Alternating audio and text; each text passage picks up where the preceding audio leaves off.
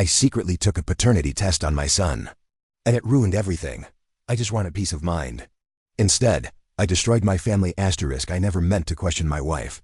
Never thought I'd doubt my own child. But one quiet night I did. And that single decision tore my world apart. My name is Hamza. I'm 31. Happily, or so I thought, married to my wife, Mina. We've been together for 8 years, married for 5. Parents for 3. Our son, Ibrahim, is the light of my life. Big. Brown eyes, curly hair. Calls me Baba with a laugh that melts me. But something happened a few months ago. Something small. But it got stuck in my mind like a thorn. We were at my cousin's birthday party. Family everywhere. Photos being taken. Babies running around. My aunt looked at Ibrahim, smiled, then said, "He looks nothing like you, Hamza, not one bit." She laughed. Everyone laughed. I smiled too, but inside, something broke. It wasn't the first time someone said that, but this time, I couldn't let it go. I looked at Ibrahim. Really looked. No dimple like mine, no cleft chin, no big hands like the men in my family. I told myself, he's just more like Mina's side. But the thought stayed. I started noticing everything. The way Mina changed the subject whenever I mentioned our early days, the texts she was always hiding, the call she took in the hallway, the way she avoided my eyes when I held our son. I didn't want to doubt her. I loved her, but doubt doesn't ask for permission. It creeps in, quietly, until it owns you. I went online. Googled silently, "Can you take a paternity test without the mother knowing?" I found a kit, non-invasive, no labs. Just a cheek swab. I ordered it, had it delivered to my office. Didn't tell a soul. A few nights later, while Ibrahim was asleep, I kissed his forehead, whispered, "I love you no matter what." Then I took the swab. He didn't wake up. I felt sick to my stomach. I mailed it. Told myself I was just being paranoid. That the results would come back and I'd laugh at myself forever doubting. 2 weeks. I waited, restless, paranoid, quiet. Mina noticed, "Are you okay? You've been acting weird lately." I lied, "Just work stress." She kissed me, smiled, and I felt like a monster. Then the email came.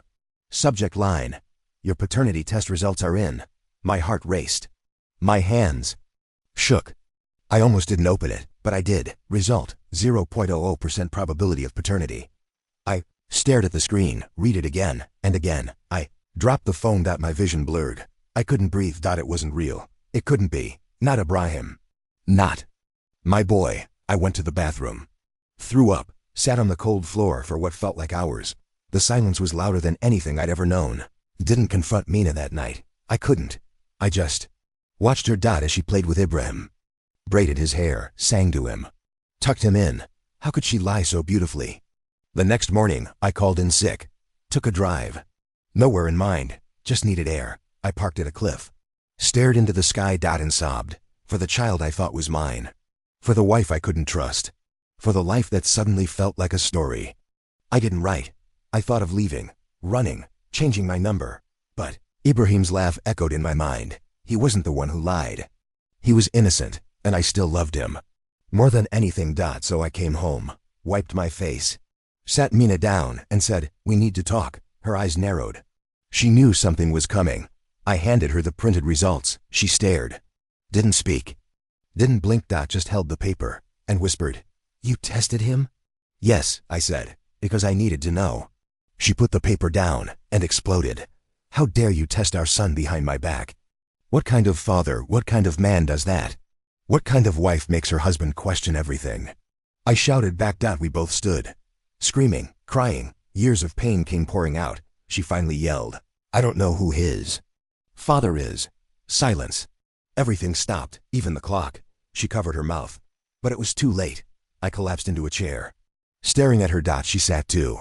Tears streaming. It was just before we got serious. I messed up. I was confused. I thought it didn't matter. I couldn't speak. I couldn't look at her. She reached for my hand. I pulled away. "Was our whole marriage a lie?" I asked. She shook her head. "No, just the beginning." I got up, walked out. Slammed the door. I stayed at my brother's place that night. Told him everything. He was shocked. But didn't judge. He just said, "You still love that kid, don't you?" And I did. I did. The next day, I went home. Ibrahim ran into my arms, laughing. "Baba, Baba." I hugged him tight. Tried not to cry. This boy didn't care about DNA. He just wanted love. Mina and I started therapy. We didn't know what we'd do. whether we'd stay together or separate. But we agreed on one thing. Ibrahim was still our son, and he always would be. But deep down, I couldn't unsee that number. That zero. That truth. And that's when everything really started to fall apart. I started sleeping on the couch. Even when Mina asked me to come back to bed, I couldn't do it. Couldn't lie beside her. Couldn't hear her breathing and pretend everything was normal. Because it was single quotes our son. The boy I raised. The child I fed, bathed, rocked to sleep wasn't mine, but he still called me Baba, still ran into my arms. Still believed I was his world. And some days, I felt like a fraud. Other days, I felt like his only truth. Therapy wasn't helping much. At least not yet. Mina cried a lot, tried to explain, tried to defend, tried to say it didn't matter now, but it did matter. Because I didn't just lose trust. I lost certainty. I stopped talking to my family. Didn't want to hear the whispers. Knew if I told my mother, she'd never accept Ibrahim again, and that hurt more than anything, because he didn't lie. He didn't cheat. He didn't ask to be born. Mina gave me space. Too much space. The house felt empty. Even with Ibrahim playing. Even with cartoons on. One night I came home late. Mina was already asleep. The lights were off. But I heard crying. Soft. From the kids' room, I peeked in. Ibrahim sat up, tears on his cheeks. "Where did you go, Baba?" he whispered. My heart. "Br okay." I walked in, held him close. "I'm right here, buddy. I'm always here." He clung to me. Tiny fingers on my neck. That was the moment. The one that changed everything. Because in that dark room, with that small child crying, I realized something. Deanna didn't raise him. I did. It wasn't Mina's truth that defined me. It was my choice. To stay, to love, to father him, but staying didn't mean forgiving yet. A few days later, I asked Mina to sit with me. We talked. Really talked. "You should have told me," I said. She nodded. Silent. Even if it was a mistake. Even if it was before us. I deserved to know. "I was scared," she said. "I didn't think you'd stay. And I didn't want to lose you. But now I'm the one who feels lost," I told her. She looked at me. "Do you want a divorce?" I paused. Long. Too long.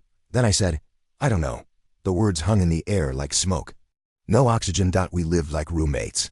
For weeks. No kisses, no morning coffee chats, just parenting. Just surviving. Then Mina did something I didn't expect. She tracked down the other man. Came home to find her shaking. She handed me an envelope, inside a photo. A name and a note. "This is the man. The one I was with just before you and I got serious." I stared at the name. Didn't recognize it. Didn't want to. I reached out, she whispered. "He wants nothing to do with any of this. He's married, and he said he doesn't want a test. He said to leave him alone." Part of me felt relieved. Part of me felt cheated again. I put the envelope down. Didn't say a word. That night, Mina cried in the kitchen.